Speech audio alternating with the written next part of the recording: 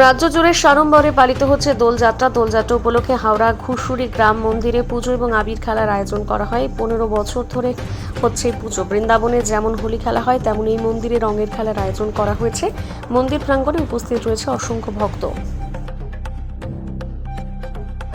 শ্রী শ্যাম মন্দির ঘুষুরিধাম, এখানে বৃন্দাবনের হোলি গত 15 বছর থেকে বেশি সময় দিয়ে চলছে। আর প্রতি বছর এর একটা বিস্তার হচ্ছে।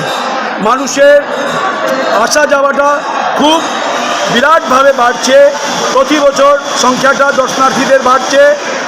হোলি খেলতে সপরিবারে মানুষরা এখানে আসছে বিভিন্ন জায়গা থেকে। শুধু এটা নয় যে হাওড়া বা কলকাতা, অনেক জায়গা থেকে আসছে। কয়েকজন তো বাইরে থেকেও আসছে। আর এখানে হোলি খেলে ওরা একটা টের পাচ্ছে কি ওরা বৃন্দাবনেই আছে। এটা বিগতে আমরা দেখেছি, আজকেও দেখেছি।